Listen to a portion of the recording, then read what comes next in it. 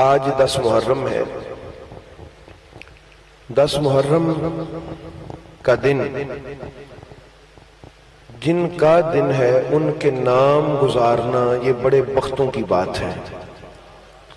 میں اور آپ ہم خوش بخت لوگ ہیں کہ ہمیں آج کا یہ دن جن کے نام سے موسوم ہے ان کے نام پہ گزارنے کی توفیق اللہ تعالیٰ نصیب فرما رہا ہے۔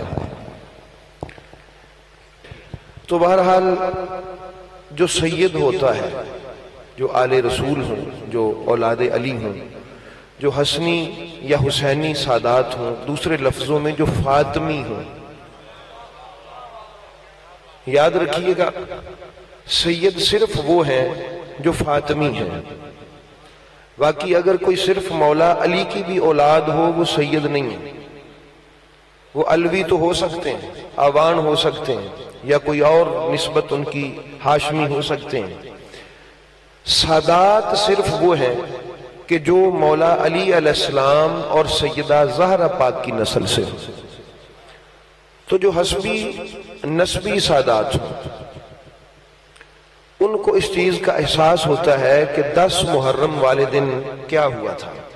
میں مثال کے طور پہ حضرت خواجہ خواجگاں تاجدار چشت حضرت بابا فرید الدین گنج شکر رضی اللہ تعالی عنہ، آپ کے بھانجے اور آپ کے منظور نظر سلسلہ عالیہ صابریہ کے بانیوں سرخیل حضرت سید علی احمد صابر کلیری،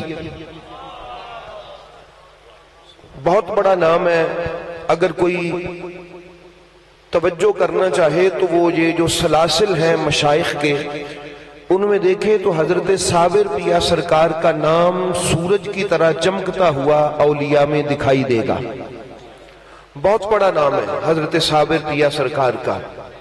اور یہ جو ہمارے بزرگ تھے نا جتنے بھی، حضرت صابر پیا ہوں، حضرت خواجہ نظام پاک ہوں، حضرت بابا فرید الدین گنج شکر ہوں، حضرت خواجہ معین پاک ہوں، ان کے ہاں تو یہ شرط تھی کہ تب تک کوئی صاحب خلافت نہیں ہو سکتا جب تک وہ باقاعدہ سند فراغت علم سے حاصل نہیں کرتا۔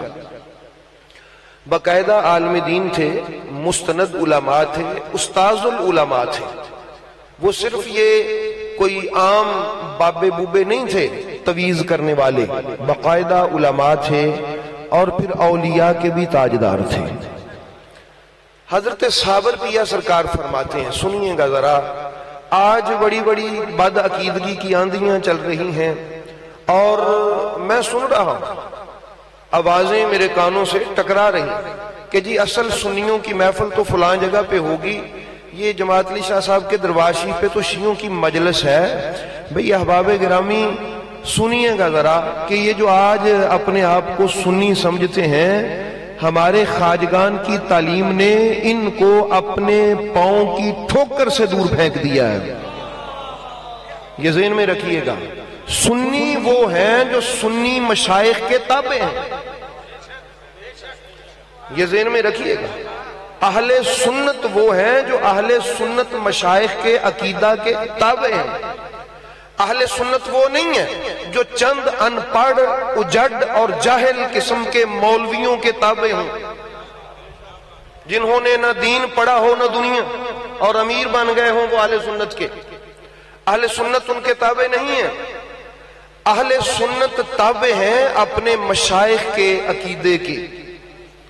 اگر تو ان سے عقیدہ میچ ہوتا ہو تو ہم اہل سنت ہیں، اگر نہیں ہے تو پھر یاد رکھیے گا اہل سنت سے کسی کا کوئی تعلق نہیں ہے۔ آئیے میرے بابا فرید الدین گنج شکر کے پروردہ، ان کی ولایت کی گود میں پلنے والے حضرت سید علی احمد صابر کلیری، ان کے کبھی آپ خیالات پڑھ کے دیکھیں۔ آپ فرماتے ہیں کہ ماہ محرم رسید درد و علم تازہ شد، فرماتے ہیں کہ محرم کا چاند چڑھا، میرے درد تازہ ہو گئے، میری تکلیفیں تازہ ہو گئیں، ہر دل بر ہر انسو جان زخم ستم تازہ شد.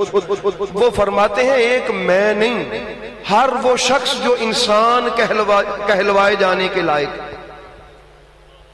ہر وہ شخص جو انسان کہلوائے جانے کے لائق ہے، اور ہر جن، صرف انسان ہی نہیں، ان کے تکلیف اور دل میں جو زخم ہیں غم حسین کے وہ تازہ ہو گئے. کب تازہ ہوئے؟ جب محرم کا چاند طلوع ہوا. وہ سنا ہے سنیوں کے مشائخ کا عقیدہ کیا ہے، وہ سمجھ آئیے. ہم ان پھرتو ترتو پیروں اور مولویوں سے اپنی بات نہیں سیکھیں گے. کہتے ہیں جی یہ غم حسین کی بات کرتے ہیں، یہ رو پڑتے ہیں، یہ جی غم کی بات کرتے ہیں. وہ جس کو غم حسین نصیب نہ ہو. اور پھر وہ کیا فرماتے ہیں؟ تاکہ دریں گوش من نام محرم رسید. وہ فرماتے ہیں جو ہی میرے کانوں میں محرم کا نام پہنچا، بر دل شوریدہ من آتش غم تازہ شد. فرماتے تو میرے شور کرنے والے دل میں غم کی آگ تازہ ہو گئی. میرے شور کرنے والے اس دھڑکتے ہوئے دل میں غم کی آگ تازہ ہو گئی. تو یہ حضرت سید علی احمد صابر کلیری، حضرت صابر پیا سرکار فرماتے ہیں ازلس تا ابد شود فغاں در جہاں. فرماتے دنیا میں یہ شور، یہ آہ و بکا کا حال تو روز ازل سے قائم ہے. یہ رونا، یہ آہ بھرنا، یہ سلسلہ ازل سے جاری و ساری ہے. آپ فرماتے ہیں کہ از غم درد حسین شور علم تازہ شد. فرماتے ہیں کہ دنیا میں غم آتے ہیں، تکلیفیں آتی ہیں، جب سے آدم آئے ہیں غم و علم ہیں، لیکن غم حسین نے میرے دل کے زخم کو تازہ کر دیا. محرم آیا تو میرے دل کے زخم تازہ ہو گئے ہیں. تو احباب گرامی، پھر یہ جو بزرگ ہیں، اور آگے یہ کافی ان کا لمبا کلام ہے، مقصد آپ کو بتانے کا یہ ہے کہ یہ جو ہمارے مشائخ تھے، ہمارے جو بزرگ تھے، حضرت سید اشرف سمنانی جیلانی اعلیٰ حضرت کے دادا مرشد، میں آپ کو یہ دعوت فکر دیتا ہوں کہ ہم نے ٹھیکہ لیا ہے کہ ساری کتابیں ہم ہی پڑھ کے سنائیں. کبھی ان کی لطائف اشرفیہ کھول کے، جو اعلیٰ حضرت کے دادا مرشد ہیں، نام سنا نا اعلیٰ حضرت فاضل بریلوی، ان کے دادا مرشد سید محمد اشرف سمنانی الجیلانی القادری. کبھی پڑھیے گا کہ جب محرم کی پہلی آتی تھی ان کے معمولات کیا تھے. آپ کو ملے گا وہ میرے مولا حسین علیہ السلام کے نام کا علم مبارک اپنے دروازے پہ لگا کے بیٹھ جاتے، اور فوتگی کی طرح صف بچھاتے. علاقے کے لوگ سید کے پاس تعزیت کے لیے آتے، اور 10 محرم تک اسی طرح آہو زاری میں ان کے یہ 10 دن گزرتے. اور فرماتے جس کے دل میں غم حسین نہ ہو وہ انسان کہلوائے جانے کے لائق نہیں ہے. تو خواجہ نظام پاک نے بھی بہت کچھ کہا. میرے بابا فرید الدین گنج شکر کی تعلیمات آپ پڑھ کے دیکھ لیں.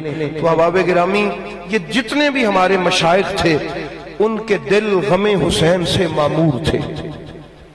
تو آپ اور میں بھی آج اسی غم کو تازہ کرنے کے لیے، اور میں کل دوستوں کو بتا رہا تھا کہ اگر کوئی یہ سمجھتا ہے کہ ہم نے کربلا کو زندہ رکھا ہوا ہے، وہ اپنے دل سے یہ غلط فہمی نکال دے. کربلا کو یاد کرنے والوں کو کربلا نے زندہ رکھا ہوا ہے. اس کی وجہ کیا ہے؟ کربلا کی خاک پر رسول کے بیٹے کا خون گرا. کربلا کی خاک پر رسول اللہ کے بیٹے کا خون گرا ہے. اس خون وہ ایسا حیات بخش خون ہے کہ اگر کوئی 5-6 ہزار کلومیٹر کے فاصلے سے دور بھی بیٹھ کر اس خاک کو یاد کرتا ہے تو اس خاک میں یہ فیض ہے خون حسین کا صدقہ کہ رب اس یاد کرنے والوں کو زندگی عطا فرما دیتا ہے. یہ کسی شیعہ سنی کا کمال نہیں ہے کہ اگر کوئی سنی کہیں یا شیعہ کہیں کہ ہم نے کربلا کو یاد رکھا ہوا ہے اور زندہ رکھا ہوا ہے. نہیں احباب گرامی، جو کربلا کو یاد کرتا ہے کربلا نے ان کو زندہ رکھا ہوا ہے. تو اگر آپ بھی زندگی چاہتے ہیں تو کربلا کو یاد رکھیے گا. جنہوں نے کربلا بھلا دی وہ اپنی موت آپ مر گئے. اس کو یاد رکھیں اسی سلسلہ کی ایک آخری کڑی حضرت امام محمد مہدی علیہ السلام جب تشریف لائیں گے تو وہ کربلا یاد کروائیں گے، لوگوں کو بتائیں گے کہ کربلا میں کیا ہوا تھا۔